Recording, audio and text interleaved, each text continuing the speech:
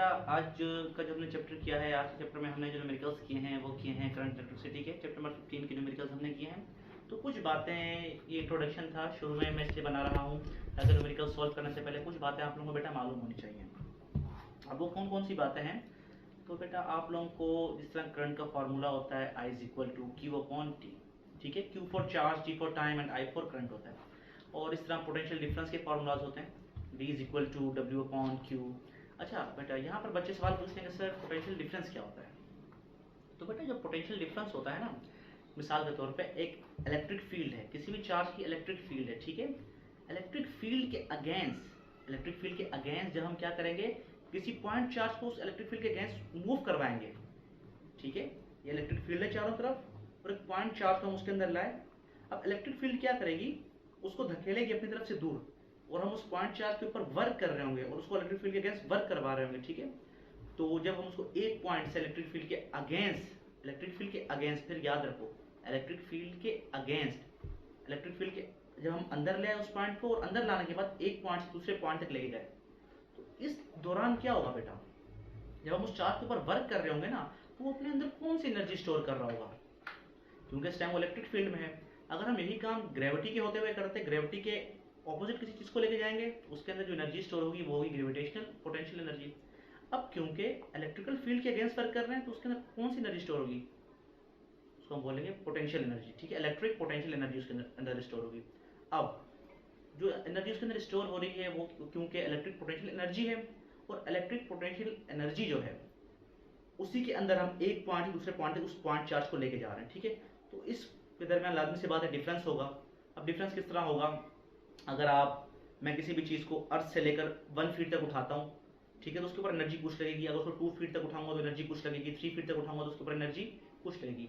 इसी तरह उस पॉइंट चार्ज को जब हम इलेक्ट्रिक फील्ड के अगेंस्ट थोड़ा सा वर्क करवाएंगे तो एनर्जी कुछ लगेगी, थोड़ा और वर्क कराएंगे तो उसके एनर्जी और स्टोर हो जाएगी, ठीक है। हम जब 5 सेंटीमीटर का वर्क करवा देंगे इलेक्ट्रिक फील्ड के अगेंस्ट, तो जहाँ से हमने उसको वर्क करवाना शुरू किया था वहाँ से लेकर उसका एंड पॉइंट तक लाजमी सी बात है हमें वर्क ज़्यादा करवाना पड़ा होगा। कि शुरू में हमें वर्क कम, हमारी फोर्स कम लगेगी और बाद में हमारी फोर्स क्या होगी, उसको हमें उसके ऊपर फोर्स क्या करनी पड़ेगी, ज़्यादा लगानी पड़ेगी। इसके अलावा रेजिस्टेंस इन सीरीज़ के फॉर्मूलाज हैं। अब सीरीज़ के अंदर जो हमारे पास रेजिस्टेंस होती है ना, उसमें करंट क्या रहता है, सेम रहता है, और पैरेलल में क्या होगा, पैरेलल के अंदर जो करंट होता है वो क्या हो जाता है बेटा, डिफरेंट हो जाता है, और पैरेलल में वोल्टेज सेम हो जाते हैं। तो ये कुछ बातें थी। इसके अलावा जो लास्ट न्यूमेरिकल हमने सॉल्व किया उसके अंदर क्या था कि अगर रेजिस्टेंस ज़्यादा होगी तो पावर कम, और अगर पावर कम तो रेजिस्टेंस ज़्यादा। और फिर हमने उसी के अंदर करंट निकाला था। करंट हमारे पास क्या आया था, करंट हमारे पास आया था कि अगर जिस बल्ब के वॉट ज़्यादा होंगे उसका करंट क्या होगा, वो करंट ज़्यादा इस्तेमाल करेगा, और जिसके वॉट कम होंगे वो करंट भी क्या करेगा, कम इस्तेमाल करेगा। चलें फिर अब न्यूमेरिकल आप शुरू करते हैं। खुदा हाफिज़ बेटा। न्यूमेरिकल नंबर 1 हम स्टार्ट करने जा रहे हैं। चलें। When the current in a pocket calculator is 0.0002 ampere, how much charge flows every minute.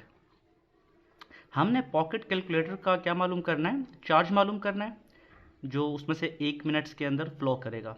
और उसने हमें पॉकेट कैलकुलेटर का जो है करंट हमें दे दिया, कितना दिया, 0.0002 कूलम।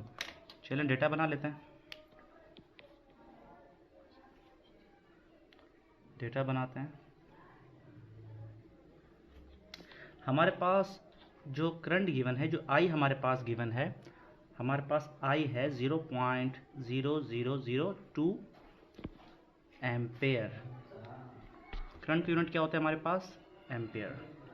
अच्छा, उसने कहा था how much charge flow every minute, के हर मिनट उसके अंदर से कितना चार्ज गुजरेगा, फ्लो करेगा। तो 1 मिनट, और 1 मिनट के अंदर हमारे पास कितने सेकेंड होंगे, हमारे पास 1 मिनट के अंदर जो सेकेंड्स होंगे वो होंगे 60 सेकेंड, ठीक है। 60 सेकेंड के बाद हमारे पास मालूम क्या करना है, हमने क्यू हमने मालूम करना है। तो यहाँ फार्मूला हम लगाएंगे। फार्मूला हमारे पास जो लगेगा वो कौन सा होगा बच्चों, I is equal to Q upon T. Q हमने मालूम करना है, टी यहाँ डिवाइड हो रहा है, वहाँ जाकर मल्टीप्लाई, तो Q is equal to I multiply by T. Q is equal to I हमारे पास कितना है, 0.0002 मल्टीप्लाई बाय 60। टाइम 1 मिनट दिया हुआ था उसने न्यूमेरिकल के अंदर, हमने 1 मिनट को किस में कन्वर्ट करना है, सेकेंड्स के अंदर। चले करते हैं 0.0002 मल्टीप्लाई बाय 60, ये हमारे पास करंट आ गया और ये हमारे पास टाइम आ गया 1 मिनट। तो हमारे पास आंसर क्या आया है, हमारे पास आंसर आएगा 0.012। अब बुक में हमारी क्या है, बुक में हमारे को दिया हुआ 12 मिली कूलम्स, तो 12 एक्सपोनेंट माइनस 3 आ गया। तो हमारे पास क्यू कितना आ गया, 12 exponent minus 3 Coulomb's. Exponent minus 3 क्या होता है, एक्सपोनेंट माइनस 3 किसके बराबर होता है, मिली के। तो क्यू कितना आ जाएगा, 12 मिली कूलम्स। ये हमारे पास आ गया न्यूमेरिकल नंबर 1 का answer. 3 numerical number 2, calculate the amount of current. हमने करंट की अमाउंट मालूम करनी है। That an electric heater uses to heat a room in 5 minutes if the charge is 2100 coulomb. एक इलेक्ट्रिक हीटर हम यूज़ कर रहे हैं एक कमरे को हीट देने के लिए, कमरे को गर्म करने के लिए। हमने उस इलेक्ट्रिक हीटर को कितनी देर तक यूज़ किया है, 5 मिनट्स 5 मिनट तक। और उसमें से जो जिस चार्ज ने फ्लो किया है, जो चार्ज फ्लो हुआ है वो कितना है हमारे पास, 2100 कूलम्स। हमने मालूम क्या चीज़ करनी है, करंट हमने मालूम करना है। चलें डेटा बनाते हैं। हमारे पास डेटा की हेडिंग हमने लगा ली, डेटा। टाइम हमारे पास कितना है, 5 मिनट बेटा। और टाइम को सबसे पहले हम किस में कन्वर्ट करेंगे, 5 मल्टीप्लाई बाय 60, हमारे पास आंसर आएगा 300 सेकेंड। और हमारे पास क्यू उसने दे दिया, क्यू हमारे पास है 2100 कूलम्स। और आई हमने क्या करना है, करंट हमने क्या करना है, मालूम करना है। तो फॉर्मूला बच्चों कौन सा फार्मूला लगाएंगे बेटा, बताओ। I is equal to Q upon T. I is equal to Q हमारे पास कितना है 2100 और टाइम कितना है 300। इसको भी कैंसिल आउट कर दो, डायरेक्ट कैंसिल आउट कर दो इसको। 2 जीरो से 2 जीरो हमने क्या किए, काट दिए।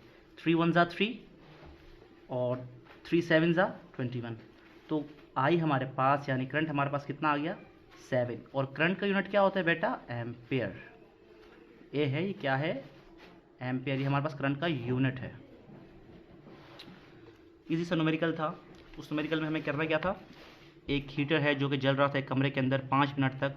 उस 5 मिनट के अंदर उसने जो चार्ज उसके अंदर से फ्लो हुआ वो था 2100 कूलम और टाइम था 300 सेकेंड। और करंट हमने मालूम कर लिया।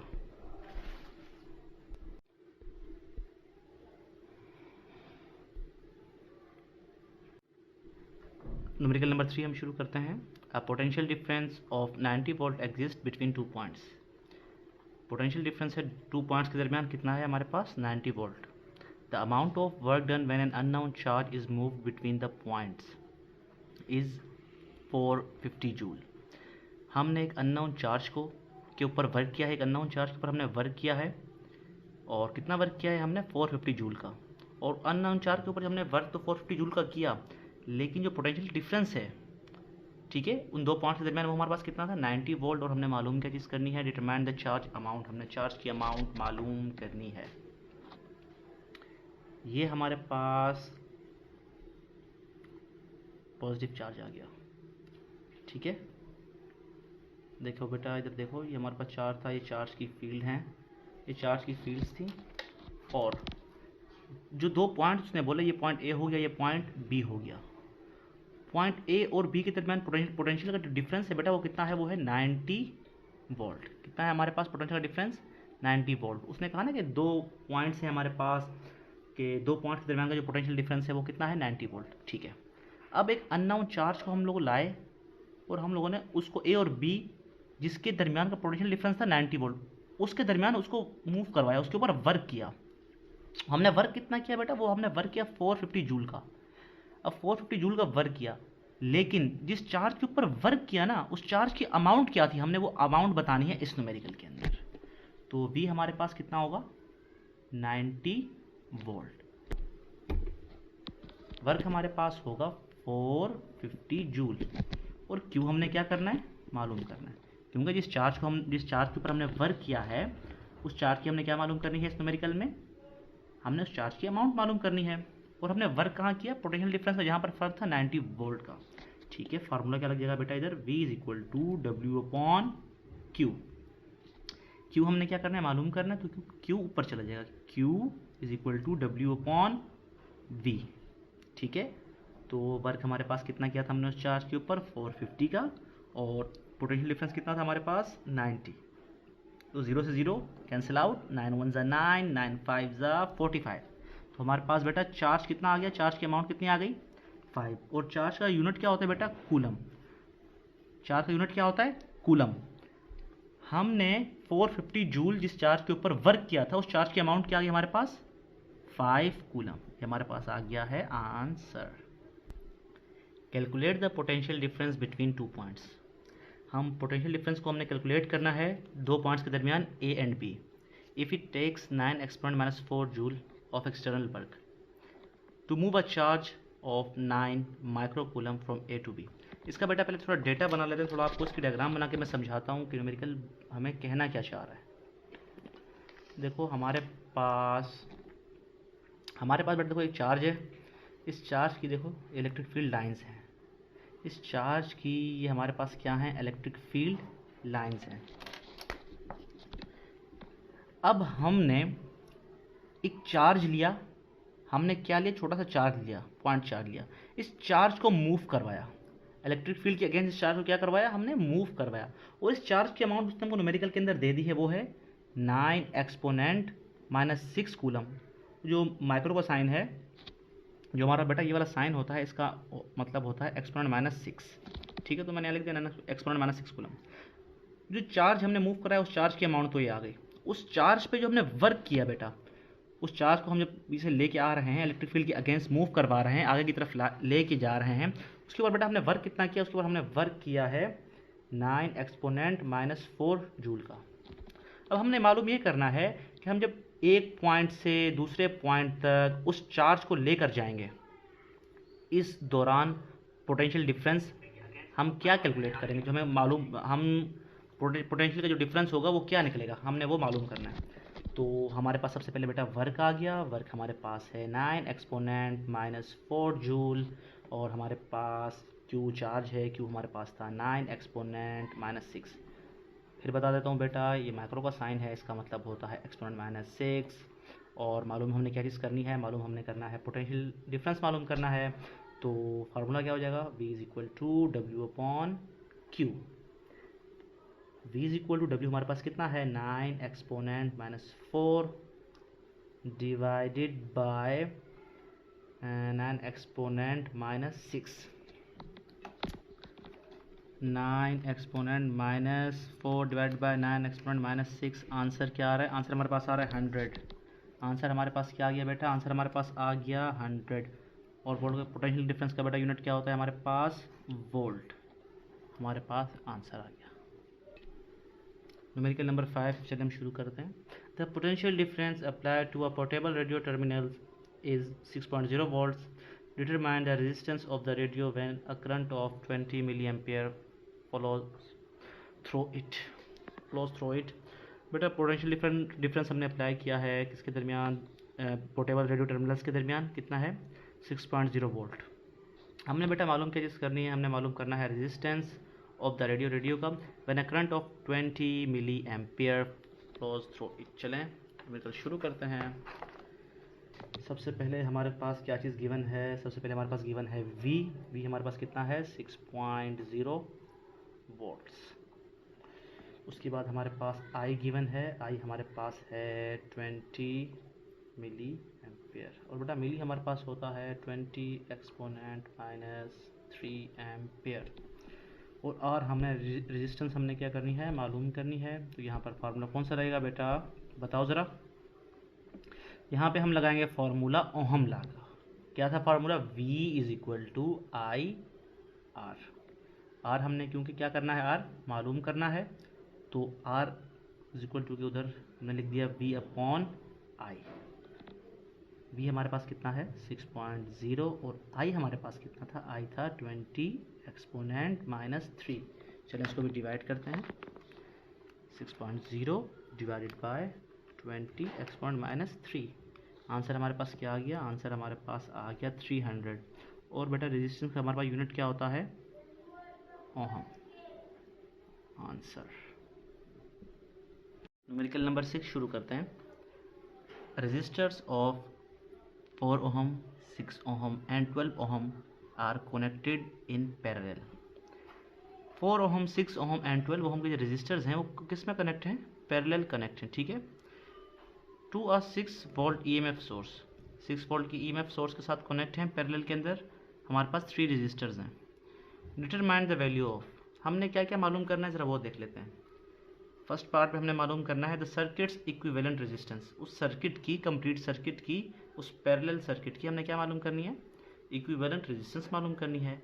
सेकंड हमने क्या मालूम करना है, the total current flowing through the circuit, उसके उस सर्किट के अंदर से जो करंट फ्लो कर रहा है उसकी टोटल अमाउंट मालूम करनी है। और थर्ड हमने क्या मालूम करना है, the current that flows through each resistors, हर रेजिस्टर्स के अंदर से गुजरने वाला करंट, मतलब इसके अंदर से जो करंट गुजरेगा वो भी हमने मालूम करना है अलग, इसके अंदर से गुजरेगा वो अलग, और इसके अंदर से गुजरेगा वो भी अलग, और इनका जो एक साथ इन तीनों में से जो गुजरेगा उसको हमने अलग मालूम करना है। चलें ज़रा पहले डेटा बना लेते हैं। ये हमारे पास 3 रजिस्टर्स हैं, ये हमारे पास क्या हैं, 3 रजिस्टर हैं। इसको मैं R1 का नाम दे रहा हूँ, इसको मैं R2 का नाम दे रहा हूँ, और इसको मैं R3 का नाम दे रहा हूँ। और ये हमारे पास सोर्स है, बैटरी है, ये माइनस हो गया और हमारे पास ये प्लस हो गया 6 वोल्ट की। चलें, R1 हमारे पास कितना है, R1 को हम लेते हैं 4 ओहम, R2 को हम लेते हैं 6 ओहम, R3 को हम लेते हैं 12 ओहम। R3 को हमने कितना लिया, 12 ओहम। अब हमने मालूम क्या चीज़ करनी है, देखें हमने मालूम करना है, यहाँ पर हमने I1 भी मालूम करना है, हमने I2 भी मालूम करना है, हमने I3 भी मालूम करना है। एक तो ये हो गया।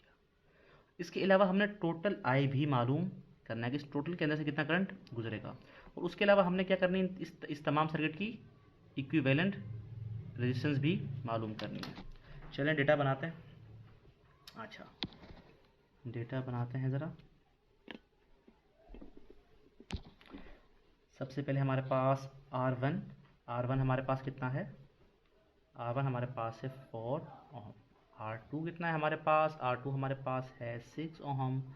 R3 हमारे पास कितना है, R3 हमारे पास है 12 ओहम। हमने मालूम क्या करना है, हमने मालूम करना है I1, I2, I3 भी हमने मालूम करना है। और उसके अलावा हमने क्या मालूम करना है, RE, इक्विवेलेंट रेजिस्टेंस मालूम करनी है। हमने क्या चीज़ मालूम करनी है, equivalent resistance. I1, I2, I3 मालूम करने से पहले हम क्या मालूम करेंगे, सर्किट का टोटल करंट पहले मालूम करेंगे। मतलब हमने I भी मालूम करना है, क्योंकि ये सर्किट किस में लगा हुआ है, पैरेलल में लगा हुआ है। तो इसका फार्मूला हमारे पास क्या होगा, 1/RE is equal to 1/R1 plus 1/R2 plus 1/R3। ये हमारे पास रेजिस्टेंस इन पैरेलल का फार्मूला होगा। अगर वो हमको सीरीज बोलता तो हम फार्मूला लगाते R1 RE is equal to R1 plus R2 plus R3। चलें, अच्छा यहाँ एक बात याद रखें कि जब भी रेजिस्टेंस हमारे पास किस तरह होगी, पैरेलल होगी, तो उसके अंदर जो करंट होगा, जो I होता है, वो क्या होता है, वो डिफरेंट होता है। क्या होता है, डिफरेंट होता है। हर रेजिस्टेंस के अंदर जो हमारे पास I होगा वो डिफरेंट होगा, और जो V होगा हमारे पास वो क्या होगा, सेम होगा। जो मैंने बात बताई ये किसके लिए है, पैरेलल के लिए है। जब ये सीरीज में होगा तो हम इसका क्या कर लेंगे, इसका हम उलट कर लेंगे। चलें, 1/RE is equal to 1/R1, 1/R1 कितना था, 1/4 प्लस 1/6 प्लस 1/12। चलें इसको हम सॉल्व करते हैं, देखते हैं क्या आता है हमारे पास। 1/4 प्लस 1/ हमारे पास 6 है प्लस 1/12 है हमारे पास। चलें, हमारे पास आंसर आगे क्या आ गया, हमारे पास 0.5। 1/RE हमारे पास कितना आ गया, 0.5। हमने RE मालूम नहीं करना, हमने 1/RE मालूम नहीं करना, हमने सिर्फ क्या मालूम करना है, इक्विवेलेंट रेजिस्टेंस, मतलब RE मालूम करना है। तो इसको हम ऊपर ले जाएंगे, दोनों साइड हम क्या कर लेंगे, चेंज करेंगे, तो ये ऊपर चला जाएगा, क्या हो जाएगा, RE हो जाएगा, और 1 इसके नीचे आ जाएगा, डिनोमिनेटर्स में आ जाएगा। तो 0.5 को हम उलटेंगे तो क्या होगा, इसके नीचे 1 होता है, इसके नीचे कुछ नहीं होता, तो उसके नीचे क्या होता है 1, तो 1 क्या चला जाएगा, 1 ऊपर चला जाएगा। 1 डिवाइड बाय 0.5, जब 1 को हम डिवाइड करेंगे 0.5 के साथ तो हमारे पास आंसर क्या आएगा बेटा, RE हमारे पास आ गया 2, क्योंकि रेजिस्टेंस है तो उसका यूनिट क्या होगा हमारे पास, ओम। हमारे पास इस सर्किट की जो इक्विवेलेंट रेजिस्टेंस आई है वो कितनी आई है, 2 ओम। ठीक है, ये हमारे पास फर्स्ट आंसर आ गया। चलें अभी हम चलते हैं सेकंड आंसर की तरफ। अब हम सेकंड आंसर में क्या मालूम करेंगे, इस पूरे सर्किट का टोटल करंट मालूम करेंगे। तो V is equal to I R, हम R यहाँ पर कौन सा यूज़ कर रहे हैं, हम R यहाँ पर वो यूज़ करेंगे इक्विवेलेंट रेजिस्टेंस वाला R यूज़ करेंगे। V इज इक्वल टू, अच्छा I हमने मालूम करना है, चलें उतार लेते हैं, V upon R E is equal to I. तो हमारे पास V कितना था, V हमारे पास था 6 और R ही था 2 इज इक्वल टू आई। 2 1 2, 2 3 6, तो हमारे पास I कितना आ गया, I हमारे पास आ गया 3, और करंट का यूनिट क्या होता है हमारे पास, एम्पेयर।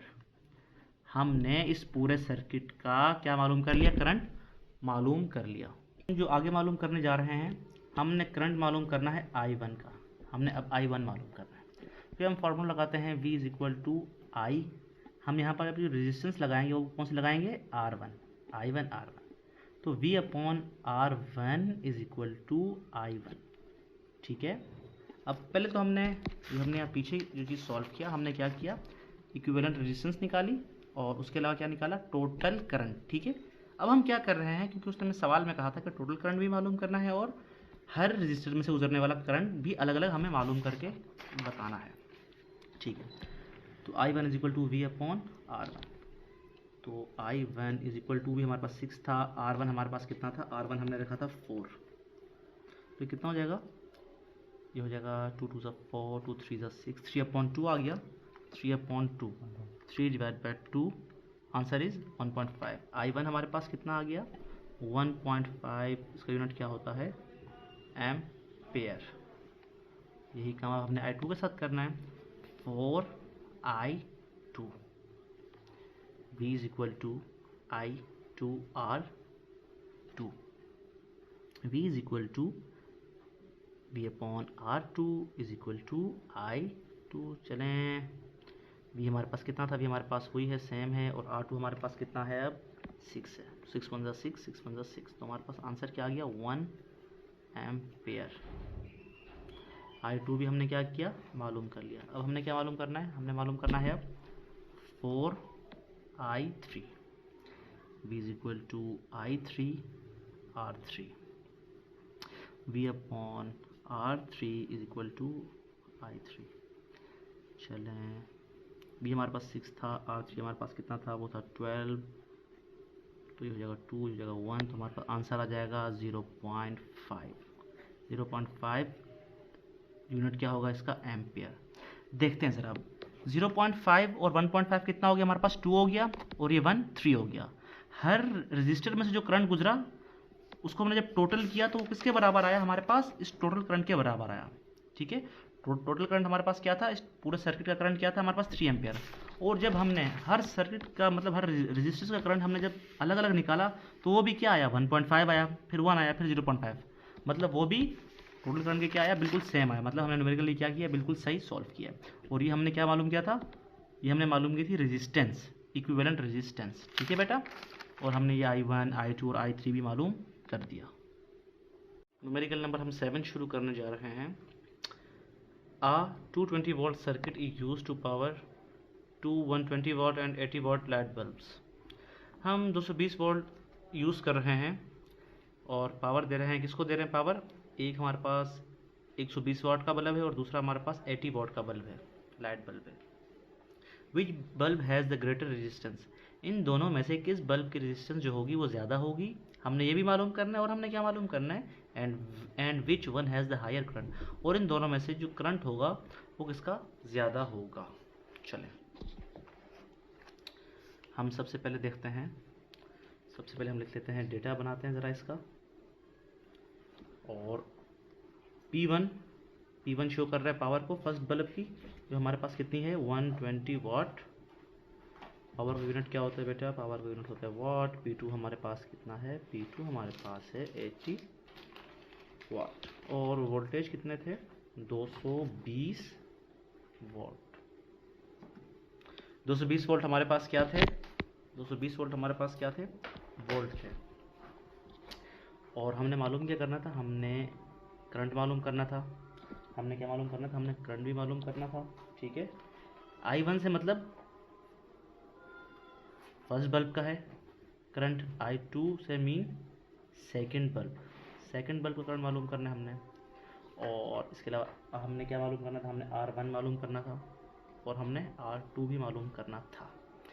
ये बेटा हमारे पास क्या है? ये हमारे पास रेजिस्टेंस है कि किस वॉट के बल्ब में कितनी रेजिस्टेंस होगी। ठीक है। ये क्या हमारे पास क्या है? रेजिस्टेंस है। Resistance in bulb, resistance in bulb 1। और ये भी किसमें? Resistance in bulb 2। चलें अब हम देखते हैं कि हम यहाँ कौन सा फॉर्मूला यूज़ करेंगे। ठीक है। सबसे पहले हम लोग क्या चीज़ मालूम कर रहे हैं? इन बल्ब की रेजिस्टेंस मालूम करते हैं। चलें, to find resistance of the bulbs we use formula. बेटा हमारे पास जूल लॉ के जरिए फॉर्मूला हमने निकाला था, P is equal to I square R। ठीक है। और फिर था V is equal to I R। I is equal to V upon R। ठीक है। हम इस V अपॉन R को, इस पूरे को अब इस I की जगह रखेंगे। ठीक है। P is equal to V upon R का स्क्वायर, और ये R, ये वाला बाहर वाला R यहाँ पर उतर गया। ठीक है। P is equal to V square upon R square, और ये R से ये R cancel. P is equal to V square upon R बच गया। अब हम इस फॉर्मूले को यूज़ करेंगे। हम इस फॉर्मूले को क्या करेंगे? इस फॉर्मूले को हम यूज़ करेंगे। अब हमारे पास फॉर्मूला था। अब हम फर्स्ट बल्ब क्या कर रहे हैं? फर्स्ट बल्ब की रेजिस्टेंस मालूम करते हैं। ठीक है बेटा। तो वही फॉर्मूला यूज़ करते हैं। R1 is equal to V square upon P1। R1 is equal to V square, तो V हमारे पास कितना था? V था हमारे पास 220 का स्क्वायर आ गया, और पावर हमारे पास कितनी थी? 120। देखते हैं इसका आंसर क्या आता है। 220 का स्क्वायर डिवाइड बाय 120, आंसर क्या आता है हमारे पास? आंसर आ रहा है हमारे पास R1 हमारे पास आ रहा है 403.33, और इसका यूनिट क्या होता है रेजिस्टेंस का? ओम। ये हमारे पास R1 आ गया। अब हमने मालूम क्या करना है? R2, resistance in second bulb, resistance in second bulb. ठीक है बेटा।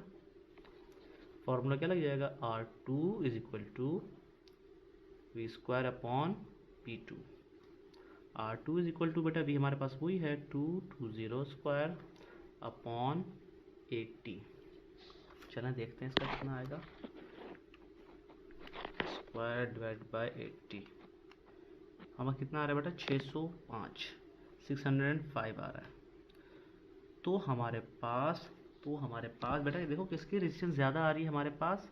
हमारे पास R2 की जो रेजिस्टेंस है वो ज़्यादा आ रही है R1 से।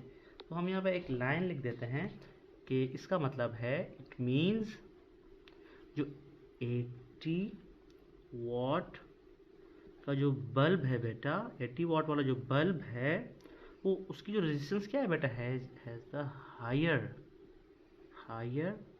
रेजिस्टेंस। उसकी रेजिस्टेंस बेटा हायर क्यों है?